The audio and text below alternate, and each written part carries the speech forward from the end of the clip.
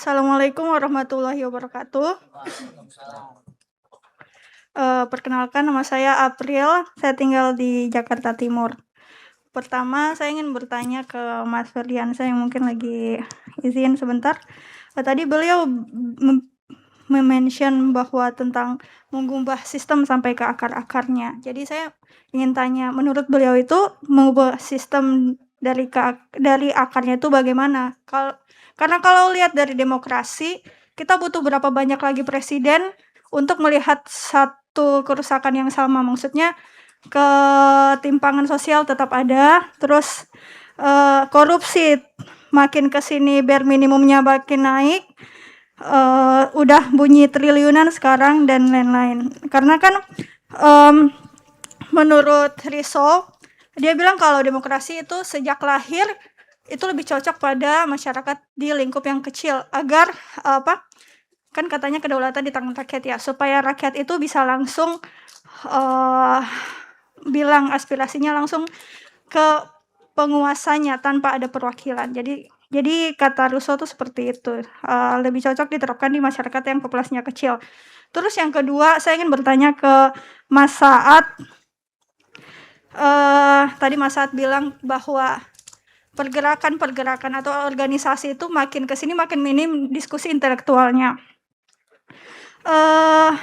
Terus tadi dibilang bahwa ya masuk ke sistem, masuk ke partai-partai, tapi bagaimana masuk ke sistem atau partai di mana sistemnya itu sendiri rusak? Karena yang tadi Mas Saad sendiri bilang bahwa tarik ke belakang lagi, orang-orang yang duduk di partai ini kan lahir dari bibit-bibit organisasi yang tadi Mas Saad kasih contoh. Kalau ingin dimintai tolong, mereka akan bertanya, kami akan dapat apa? Kayak gitu. Ya kan tadi Mas Saad sendiri bilang begitu. Jadi minim diskusi intelektual, di satu sisi mereka mencari keuntungan untuk dirinya sendiri. Lalu masih di lingkup Mas Saad juga tadi, Mas Saad sempat singgung tentang kepemimpinan atau sejarah di Turki. Kan di Turki itu pernah berjaya kepemimpinan di bawah Islam ya. Menurut Mas, apakah itu bisa dihidupkan kembali dan menjadi alternatif selain demokrasi? Karena tadi Mas Abrang bilang ke Mas Abrang lagi tadi bilang bahwa demokrasi itu seharusnya nggak ada juga nggak apa-apa, seperti itu. Ya, jadi karena mungkin yang kita lihat itu masih banyak perdebatan ya untuk melihat lagi kepemimpinan alternatif lain selain demokrasi, karena kan menurut Ibnu Sina sesuatu hal yang ketiadaan itu terbagi menjadi dua, ketiadaan yang mungkin dan ketiadaan yang tidak mungkin. Mungkin al-wujud dan mustahil al-wujud. Jadi kan untuk menerapkan sesuatu yang di luar tidak pernah kita lihat di masa kita itu masuk ke mungkin al-wujud, bukan mustahil al-wujud. Untuk menutup, kenapa saya menyinggung hal ini? Karena pas di quote terakhir Mas Saad bilang kalau kita ingin mendapatkan sesuatu yang belum pernah kita dapatkan, kita harus melakukan sesuatu yang belum pernah kita lakukan. If you want to get something you never had, you have to do things that you're never done before. Jadi seperti itu. Bisa ditangkap kan maksudnya? Oke. Aman, Mbak. Terima kasih. Siap. Dilanjut aja dulu ya. Jadi nanti ditampung di satu waktu ya, teman-teman ya. Sebelah sana mungkin biar gantian. Banyak dulu silakan. Silang. Assalamualaikum warahmatullahi wabarakatuh. Saya Pipit dari Jakarta Selatan, seorang ibu yang anak saya adalah akan menjadi generasi yang menampung beban generasi emas 2045. Jadi harus seperti apa? Ini yang mungkin ingin saya diskusikan ya ke narasumber di sini. Tadi Mas Abrang menyinggung bahwa kita melihat ke fair yang lebih besar, ke game yang lebih besar. Tapi saya mungkin itu adalah narasi di agama, tapi saya ingin menyoroti narasi lain. Ini kita bicara soal biologis sedikit mungkin Mas Abrang dan teman-teman semua. Saya kira gini, bapak-bapak elit yang kita tunjuk-tunjuk sekarang itu akar persoalannya adalah keserakahan. Yang itu pun ada di diri kita semua. Lalu kemudian kita memimpikan atau menginginkan seseorang yang ada di atas itu adalah seseorang yang bijaksana. Dan kebijaksanaan pun ada sebetulnya bibitnya di diri kita semua. Jadi tapi saya melihat bahwa gini Mas, yang semua di sini, keserakahan dan kebijaksanaan tuh bukan sesuatu yang setara. Kalau keserakahan kita lihat ke sistem biologisnya, mungkin Mas Abrang nanti bisa elaborasi, itu ada di sistem limbik, ada di otak purba gitu ya. Sedangkan kebijaksanaan itu ada di otak depan, di prefrontal cortex. Nah, jadi sebenarnya orang menjadi serakah itu karena belum matang sebagai manusia gitu ya, belum bijak. Nah, lalu ketika generasi itu kita coba pangkas gitu ya, terus generasi penggantinya emang udah pada matang. Nah, saya punya perspektif sebagai seorang ibu ya, saya punya anak umur 8 tahun, nanti 2045 dia akan jadi seseorang seperti Mas Ferdian mungkin. Bagaimana cara mematangkan otak itu sebetulnya? Kebijaksanaan itu bisa diakselerasi nggak sih? Oke, kita bicara soal agama turun untuk itu. Tapi ini sudah 1400 tahun. Dan terjadi lagi persoalan. Nabi Muhammad kita juga dulu itu yang dikhawatirkan, umati dan terjadi. Ada nggak sekarang sesuatu atau sistem yang bisa mengakselerasi kebijaksanaan manusia? Yang itu mungkin bisa melahirkan game-game baru yang lebih baik. Mungkin itu aja. Terima kasih. Assalamualaikum warahmatullahi wabarakatuh. Makasih Mbak Pipit. Ini penting ya melipat jarak pedagogis ke anak ya, biar gak serakah dan mau bijaksana. Oke, Jelasan lagi. ya silakan Mas. Ya, bismillahirrahmanirrahim. Assalamualaikum warahmatullahi wabarakatuh. Waalaikumsalam warahmatullahi. Perkenalkan, saya Wildan Miftahuddin dari mahasiswa UI Negeri Syarif Hidayatullah Jakarta. Jadi bukan UIN saya menyebutnya, tapi UI Negeri. Saya Fakultas Usuluddin Mas, jadi Wildan. Mungkin basisnya sedikit keagamaan. Dari refleksi singkat saya tadi, dari semua penjabaran yang disampaikan oleh para pemateri, saya langsung teringat beragam kisah para nabi Mas. Sehingga kalau singkatnya saya ingin menyatakan bahwa sepertinya melipat jarak dan mengambil jarak adalah tradisi nubuah, tradisi para nabi. Mari kita ambil beberapa contoh para nabi. Misalnya Nabi Ibrahim, ayahnya itu orang yang dekat dengan kekuasaan, tapi ia mengambil jarak dengan kekuasaan. Nabi Yusuf orang yang dirawat dan dibesarkan oleh jantung kekuasaan, tapi ia mengambil jarak dari kekuasaan. Nabi Musa juga mengambil jarak dari kekuasaan. Rasulullah SAW pun juga mengambil jarak dari para oligarki Quraisy dan juga para elit-elit Quraisy. Bahkan tidak hanya dalam pola pikir, tapi juga dari segi fisik. Sehingga hijrah ke Madinah untuk membuat entitas kekuasaan yang baru. Tapi yang menarik dari kisah para nabi itu Mas, mereka itu mengambil jarak bukan berarti memutus jaraknya secara mutlak. Tapi kemudian kembali pada negerinya untuk memberi kembali dan membangun negerinya. Nabi Yusuf itu menjadi menteri yang mampu untuk menangani krisis pangan pada saat itu. Nabi Muhammad SAW kembali ke Mekah untuk mengadakan Fathul Mekah, pembebasan kota Mekah. Pertanyaan saya, kapan kita itu dalam konteks kekuasaan mengambil jarak dan kita menyatakan pengambilan jarak itu selesai? Dan kapan kita menyatakan kita harus memulai untuk melipat jarak dalam konteks mendekatkan diri untuk memberi kembali kepada negeri? Karena terkadang indikatornya suka tidak jelas Mas. Kapan kita terlalu mengambil jarak dan kapan kita untuk melipat jarak itu untuk kembali membangun negeri itu. Kalau saya kembali kepada muqaddimah yang ditulis pada malam hari ini, diksi kontra dari sabar itu dikatakan dalam muqaddimah itu bukan bergerak, tapi gerasa gerusu. Sehingga saya khawatir ketika saya mengambil jarak dari kekuasaan, saya terlalu gerasa gerusu untuk terlalu cepat mengambil jarak. Dan saya takut terlalu tergesa-gesa gerasa gerusu untuk kembali melipat jarak, mendekatkan diri kepada kekuasaan untuk dalam konteks memberi atau membangun kembali negeri itu, Mas gitu. Jadi mungkin itu saja pertanyaan saya. Terima kasih banyak pada Kenduri Cinta pada malam hari ini. Tentunya sangat berkesan bagi saya sebagai masih mahasiswa, Mas. Terima kasih. Assalamualaikum warahmatullahi wabarakatuh. Waalaikumsalam. Mas Wildan, Wabarakatuh. sampean sedekat apa jaraknya sama Cak Imin? Mirip ya. Kok mirip ya? Ada jarak nggak sama Caimin? Sangat jauh. Oh, sangat jauh. Tapi menarik, ini semangat anak mudanya boleh lah. Silakan Mas. Sampean mau tanya apa?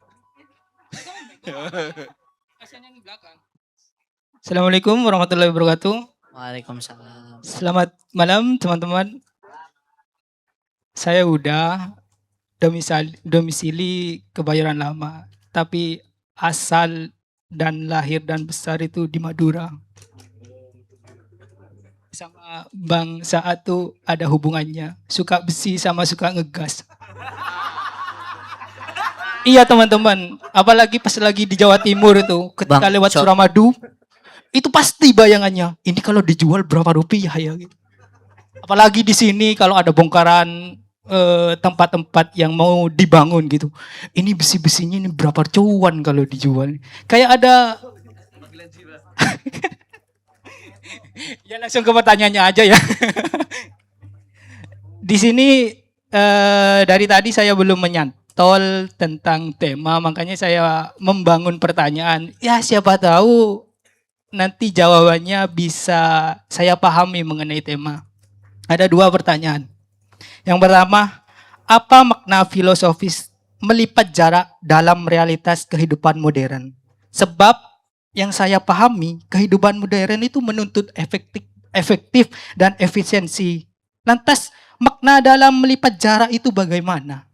Apalagi kita yang hidup di Jakarta ya, pusatnya segala hiburan gitu. Yang kedua, apakah salah satu maksud melipat jarak itu belajar untuk meregulasi emosi agar tidak kehilangan esensi menunggu dan setia pada proses? Mungkin itu saja yang saya tanyakan. Terima kasih. Assalamualaikum warahmatullahi wabarakatuh. Wabarakatuh. Ya, jadi kita ada 1, 2, 3, 4 pertanyaan, 5 ya, sorry. Mbak April, terus Mbak Pipit, terus Mas Wildan, dan Mas Huda. Ada pertanyaan buatmu bro, sabar ya, tenang. Dari Mbak April, kita ulas dulu. Pertama itu Mbak April, nah ini Mbak April, beliau bertanya biar deket jaraknya maksudnya kan. Nah, bagaimana mengubah sistem sampai ke akar-akarnya? Tadi pertanyaan main course pertanyaannya itu. Kemudian kita coba elaborasi nih pertanyaan untuk tadi Ibu, mungkin nanti Mas. Itu dulu deh mungkin untuk itu pertama. Ya. Saya pengen coba lebih ini, Mbak. Helikopter view lagi ya, teman-teman.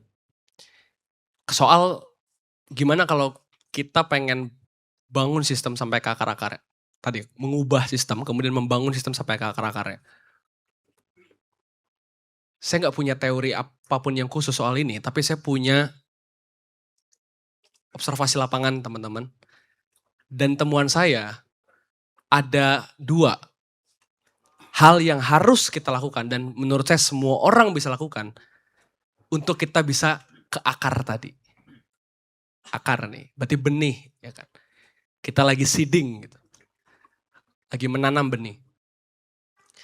1, ini terlebih untuk teman-teman muda di luar sana yang merasa, apalagi yang lagi mahasiswa tuh lagi sangat-sangat berapi-api untuk ngomong hidup mahasiswa gitu. Hidup beasiswa. Beasiswa juga.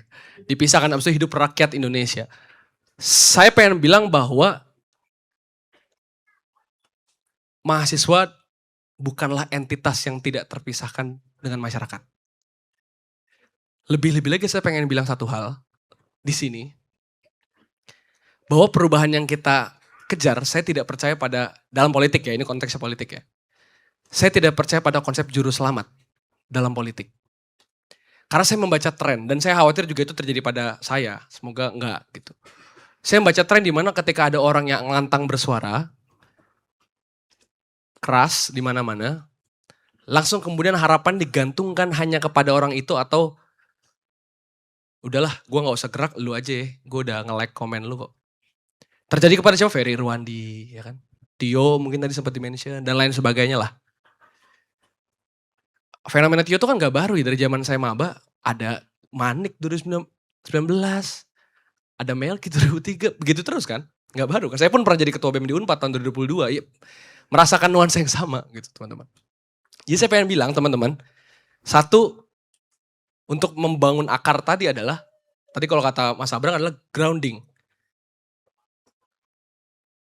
Paradigma pemikirannya adalah percaya bahwa kita semua itu punya peran dan kita tidak perlu menggantungkan kepada juru selamat. Kalau ada yang bersuara ya alhamdulillah. Gak usah tiba-tiba langsung oke dia deh. Pada endingnya harus gak ada yang misalnya ditentukan menjadi siapa leader utamanya? Mungkin. Tapi gak bisa tiba-tiba juk-juk gitu. Amerika aja kenal namanya konvensi kan. Masa kita tiba-tiba karena dia paling sering ngeposting sama dengan paling pahlawan.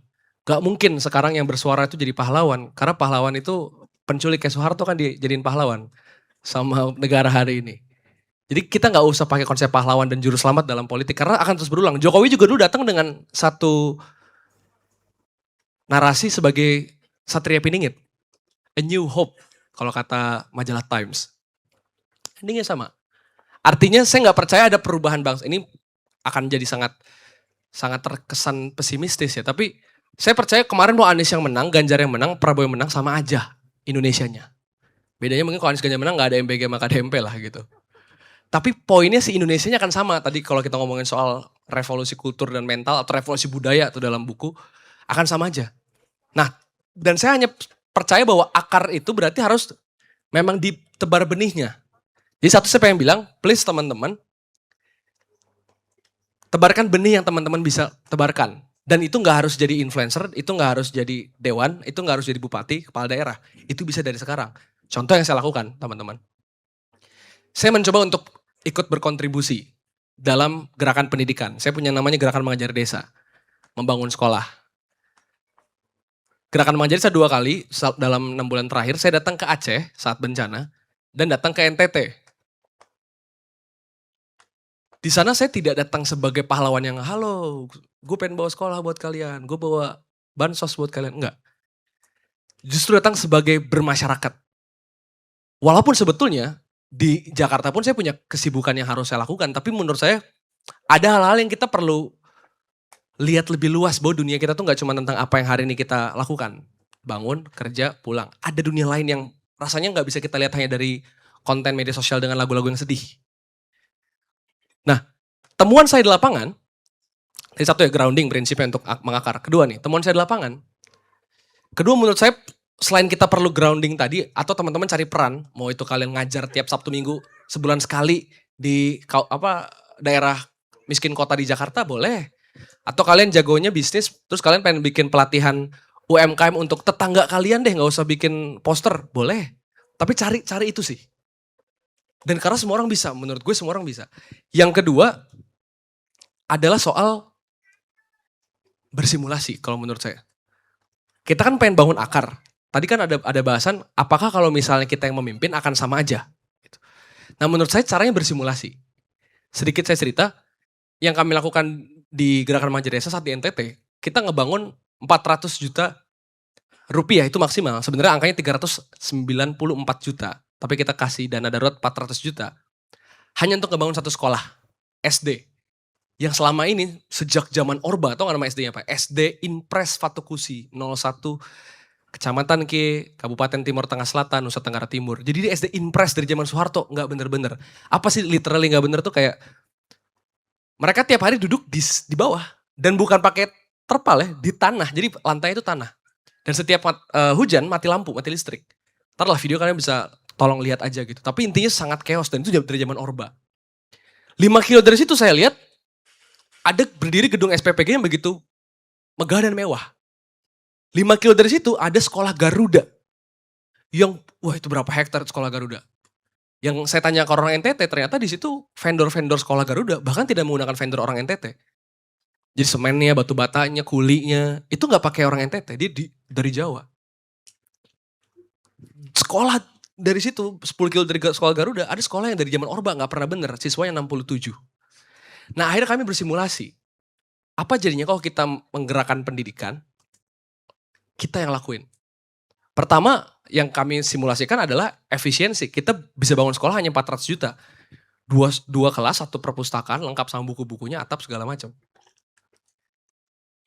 Dan kita mencoba untuk transparansikan itu. Kita mencoba untuk buka donasi, ada di kitabisa.com/warga bangun sekolah namanya. Saat ke Aceh, saya juga sama teman-teman. Mencoba untuk melihat, saya punya 1 miliar pas di Aceh. Karena saya buka donasi, alhamdulillah kekumpul 1 miliar dari rakyat Indonesia. 1 miliar yang saya lakukan, saya berasa jadi ke pemerintah. Wih 1 miliar bisa jadi apa ya? Tadi kan kalau Bang Hensat masih ini nih, imajinasi. Kalau punya 0,5 triliun. Ini 1 miliar nih, nggak usah gede-gede.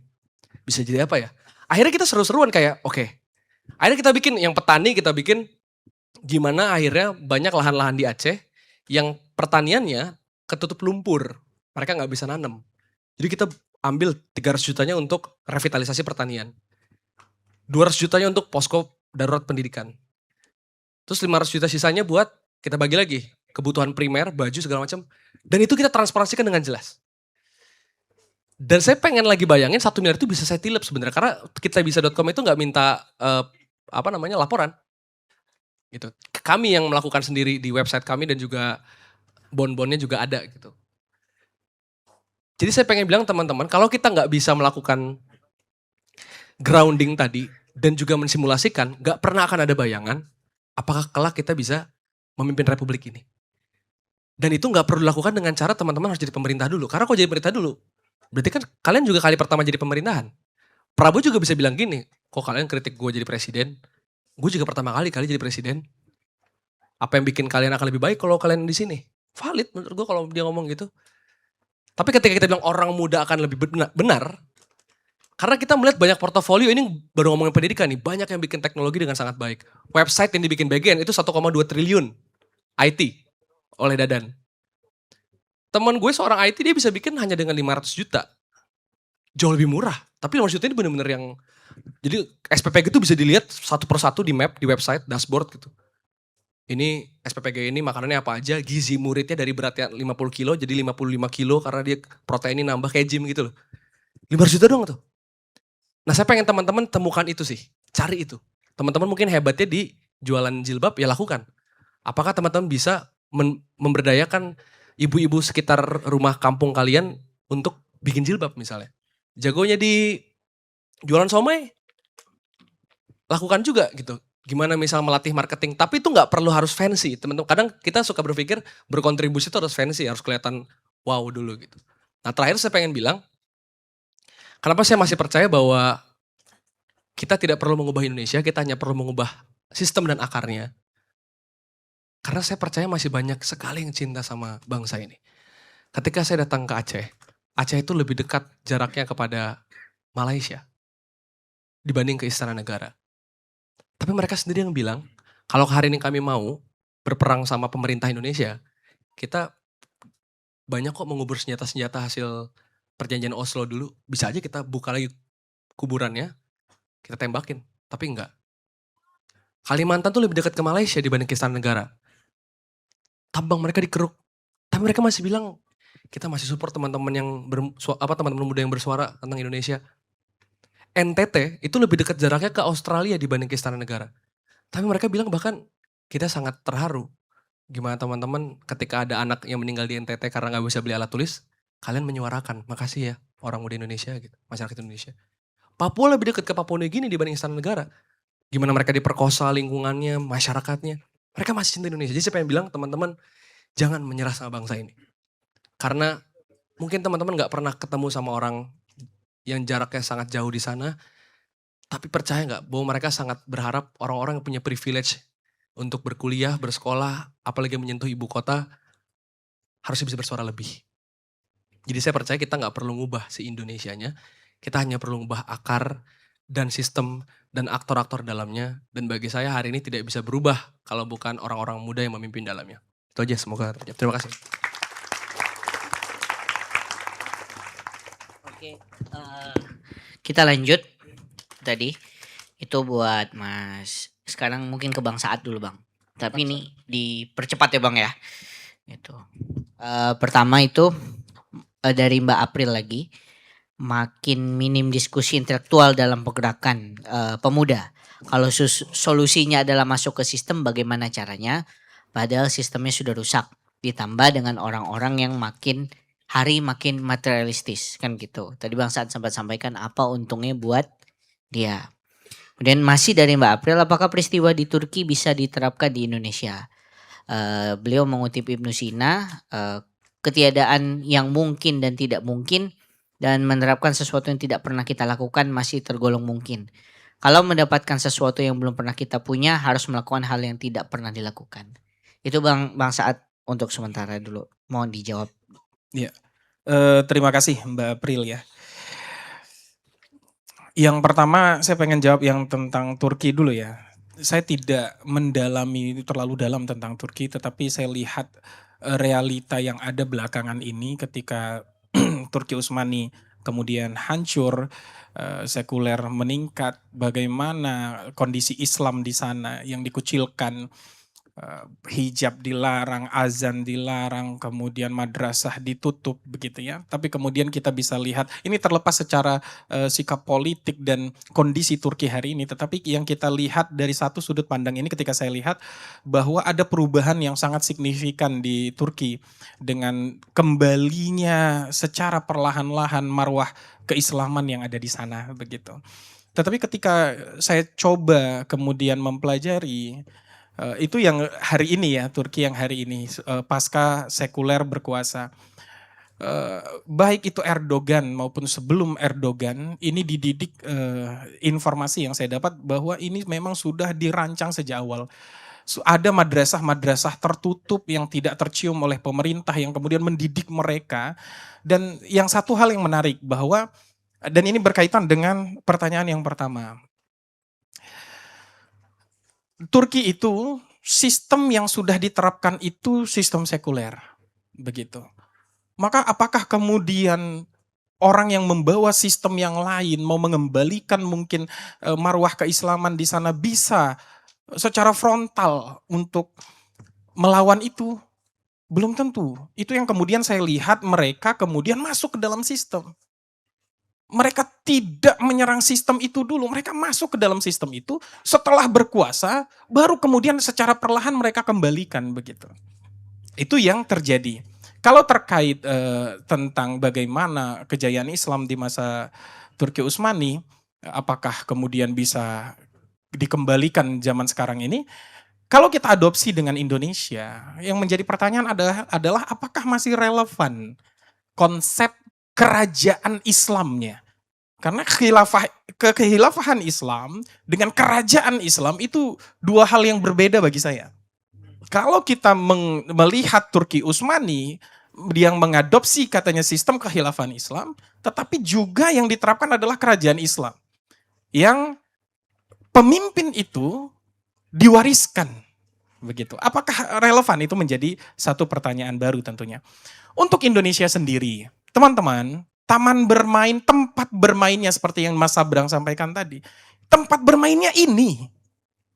Yang namanya demokrasi yang kita nilai sejak awal bahwa ini punya potensi untuk berkeadilan, ini punya potensi untuk Indonesia menjadi negara maju, negara yang baik-baik saja, jauh dari kondisi hari ini gitu. Itu harapan di awal, penilaian di awal terhadap sistem yang ada hari ini. Kenapa kemudian bisa jadi begini? Pelaku-pelaku di dalamnya. Maka saya bilang, kalau sudah tempat bermainnya di sini, yuk kita berjamaah. Main di sini gitu.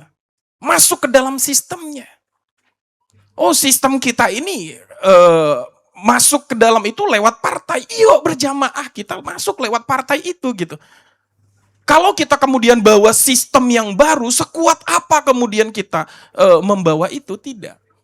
kita masuk ke dalam dengan value yang kita bawa, dengan semangat yang kita bawa, sampai di dalam berkuasa, yuk kita perbaiki sesuai harapan kita di awal. Walaupun tempat bermainnya sama gitu. Dan ini tidak bisa sendiri-sendiri. Kita sudah lihat tuh senior-senior kita. Yang kita nilai selama ini baik.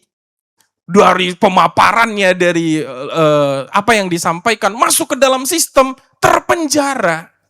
Saya tidak bilang mereka tidak baik, tidak. Tapi karena mereka mungkin jumlahnya tidak banyak, tidak secara berjamaah, kekuatannya lemah, maka nggak bisa bersuara. Seperti terpenjara. Ayo kita ikutin sistem ini. Kalau dari awal kita nilai bahwa ini sudah oke gitu ya. Kita masuk dulu, ambil kekuasaan itu, kemudian kita jalankan sesuai dengan apa yang kita harapkan. Tapi sebelum itu, yuk kita kembalikan dulu mindset kita. Kita setting kembali pikiran kita, ini bangsa mau kita bawa ke arah mana, Indonesia bagi kita itu seperti apa. Kalau kemudian kita tidak menyeting pikiran kita, maka semua stimulan-stimulan yang ada di dalam sistem itu bisa mempengaruhi kita. Teman-teman semua, seberapa sering kita mengkritisi keputusan hidup kita? Seberapa sering kita memikirkan apa yang sedang kita pikirkan? Melipat jarak, mengambil jarak, ini adalah dua hal yang bisa kita gunakan. Bukankah harusnya kita ambil jeda dulu sejenak, ambil jarak dulu sejenak, untuk kemudian merefleksikan. Keseringan kita adalah tidak memanfaatkan proses kita berpikir. Saya pernah mempelajari bahwa ada 6 tanda-tanda kita itu tidak berpikir. Yang pertama itu reaktif. Jadi kita memberikan respon secara cepat. Nah, itu biasanya digolong orang yang tidak berpikir. Kemudian agenda thinking atau pemikiran yang punya agenda. Nah, ini sering kalau saya melihat ya di kehidupan saya. Di rumah tangga itu sering terjadi. Kita punya cerita dalam pikiran kita, sehingga membuat kita tidak memanfaatkan pendengaran kita mendengarkan orang lain, sehingga apa yang disampaikan orang lain terdengar seperti apa yang ada dalam pikiran kita. Satu ketika istri saya masak di rumah. Saya makan. Ekspresi saya nggak seperti biasanya. Terus dia bilang, nggak enak ya Bi, katanya. Enak? Tuh kan nggak enak, katanya. Loh, saya bilangnya enak. Kok yang didengarnya nggak enak? Karena dia punya agenda di dalam pikirannya. Dia sudah mengagendakan bahwa oh ini memang nggak enak. Gitu. Jadi ada fase di mana kita tidak berpikir, maka kita ambil jeda. Kita ambil jarak untuk kemudian mengkritisi atau mencoba memikirkan apa yang sedang kita pikirkan. Seberapa sering kita membuat sebuah keputusan dalam hidup kita, tapi tidak memikirkan tentang keputusan ini. Tanda-tanda manusia yang berpikir, yang pertama muncul keraguan-raguan. Nah, itu biasanya orang yang sedang berpikir. Dia menimbang sesuatu, itu proses dia berpikir. Kemudian Mas Hensa tadi, itu dia mengajak kita berpikir. Apa yang beliau sampaikan kecuali pertanyaan? Dan dijawab nggak pertanyaan tadi? Enggak sama beliau. Nah, memunculkan pertanyaan di dalam diri, ini adalah proses berpikir. Maka teman-teman, kita susun kembali mindset kita tentang kebangsaan, tentang Indonesia, tentang masyarakat. Baru kemudian, secara berjamaah, nggak bisa sendiri-sendiri. Secara berjamaah kita masuk ke dalam sistem itu. Solusi yang sekarang ini memang terfikirkan di saya karena melihat situasi kondisi yang seperti ini. Itu kira-kira Mbak April kurang dan lebihnya. Terima kasih. Terima kasih Bang Saad. Oke, ada 3 pertanyaan yang sangat terkait dari Mbak Pipit, Mas Wildan dan Uda. Mas Abrang bisa mulai monggo dari sistem limbik dulu atau nubuah? Bal-balan jam piro? Udah 15 menit masih kosong-kosong, aman. Oh, oke. Itu resah iki kok. Saya akan menjawab pendek-pendek aja. Ya, To the point, terus alarm. Alarm yang paling penting. Oke, bagaimana kita melipat jauh, kapan kita mengambil jarak, kapan kita mendekat gitu ya. Sederhana, gini konsepnya. Kalau kamu kumpul sama kambing jadi kambing, menjauhlah. Kalau kamu sudah daulat menjadi dirimu, mendekatlah. Karena kamu tidak akan terwarnai oleh apapun yang kamu dekati. Paham maksudnya? Kalau kamu masih gampang terpengaruh, lemah, masuk ke situ sistem cara pandangmu terus kemudian terpengaruh, menjauh. Temukan dirimu sendiri. Kalau kamu sudah jadi temukan dirimu sendiri, mau mendekati kucing, mendekati kambing, mendekati ayam, tetap jadi dirimu sendiri, dekati semua nggak masalah. 4 cewek dekati, oke. Nah, terus tentu gelem tuh. Oke, tentang itu tadi, tentang apa namanya, limbik dan apa Cortex. akselerasi tentang wisdom. Ya. Oke, kebijaksanaan itu bukan dari prefrontal cortex. Prefrontal cortex itu untuk logic thinking, biasanya bahasa atau logic. Jadi kenapa umur 40 tahun biasanya dianggap sebagai manusia sebenarnya? Karena gini, sebelum 40 tahun biasanya tumbuhnya otak itu berkembangnya parsial. A, B, C, tempatnya parsial. Hanya ketika 40 tahun, ini dari kenyataan neuroscience ini, terjadi cross di antara otak tersebut. Sehingga dia bisa melihat sesuatu lebih komprehensif. Di situ emergence-nya adalah lebih wise, lebih bijaksana. Jadi kalau Gus Dur ngomong semakin orang banyak tahu semakin dia moderat, semakin wise. Artinya terjadi banyak bidang yang dia pelajari.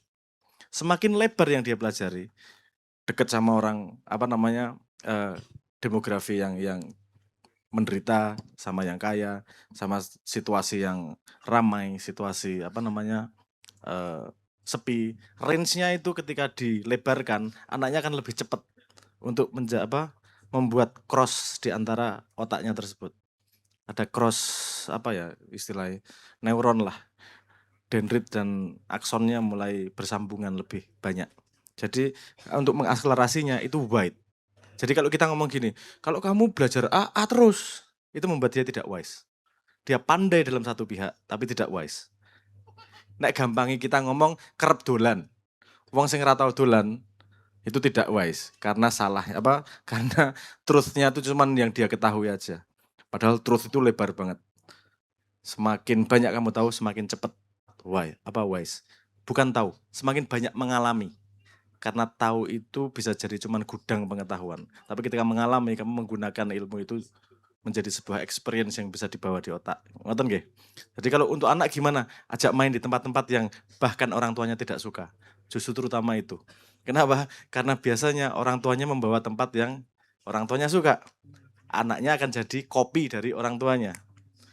Bawa ke tempat yang orang tuanya tidak familiar juga. Itu akan mewaiskan orang tuanya maupun anaknya sekaligus. Tapi anaknya nanti akan lebih banyak bantah pasti.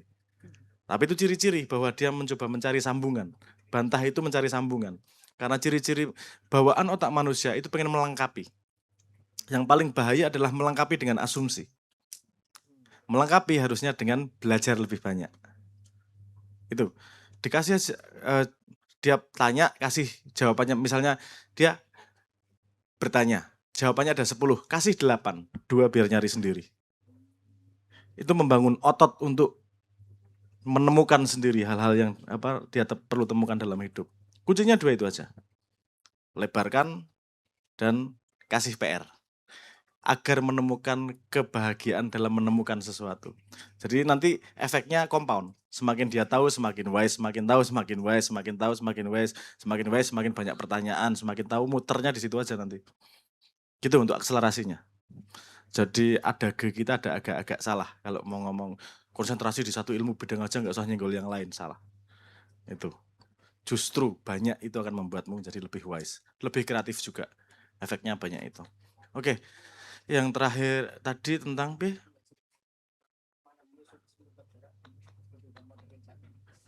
kehidupan modern melipat jarak seperti apa? Ya, sebenarnya sama-sama itu sih. Sama persis jawabannya sebenarnya. Regulasi emosi ya bagian dari itu. Tapi gini, kamu kadang-kadang berlaku hanya merespon pada alam. Contoh paling sederhana.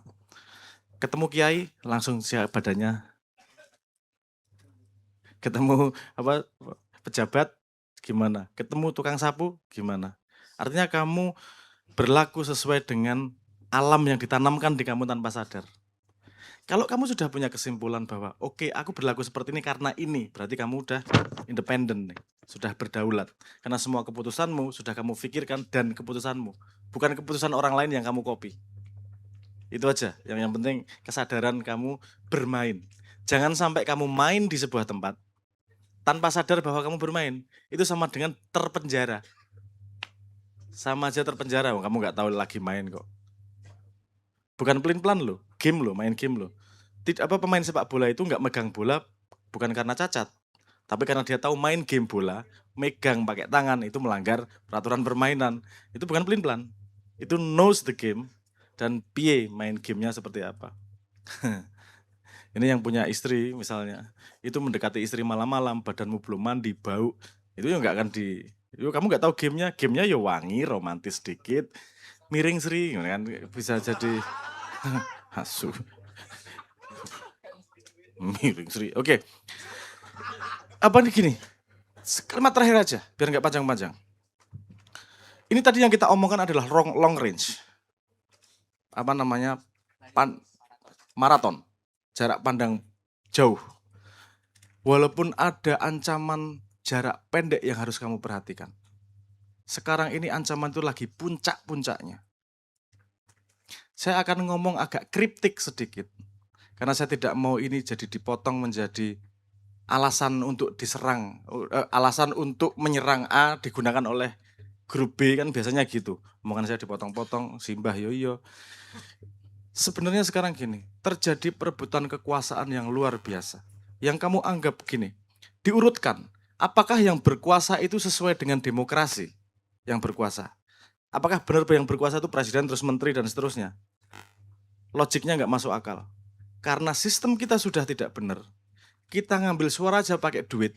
Artinya yang berkuasa adalah duit sebenarnya. Entah posisinya apa, sebenarnya yang berkuasa adalah uang. Dan ini yang terjadi pertarungan sekarang adalah gimana, karena toolsnya dalam demokrasi adalah undang-undang, bagaimana mengubah undang-undang agar satu pihak bisa menjadi kaisar di Indonesia selamanya. Kamu perhatikan benar-benar ini. Ini tidak lama ini. Akan keluar bentar lagi undang-undang yang menjijikkan. Menjijikkan karena ini adalah bagian dari perpanjangan dari sebuah pihak yang pengen berkuasa selama-lamanya. Dan saya nggak bisa ngomong siapa. Anda urutin aja. Kalau kira-kira itu toolnya berarti ini perhatikan departemen ini akan mengeluarkan undang-undang apa. Saya urutin sedikit. Ketika polisi digunakan sebagai pengganti dari partai, paham nggak maksud saya? Polisi digantikan sebagai pengganti sebagai partai agar bisa membacking ketika sudah tidak didukung oleh kekuasaan secara legal. Ini kemudian di counterbalance oleh pihak lain. Hijau. Membuat spreadnya, kontrolnya di tempat yang paling banyak. Oke, ketika ini sudah terjadi balance, akan ada perubahan lain nih. Mana yang akan ditembus berikutnya? Anda perhatikan kekuasaan daerah, bagaimana dia akan dikooptasi oleh kekuatan ini dengan lewat undang-undang. Kalau ini telat sedikit saja, nextnya, kamu akan harus mengubah undang-undang. Mengubah undang-undang itu lebih susah daripada mengcounter sekarang. Sangat perhatikan itu.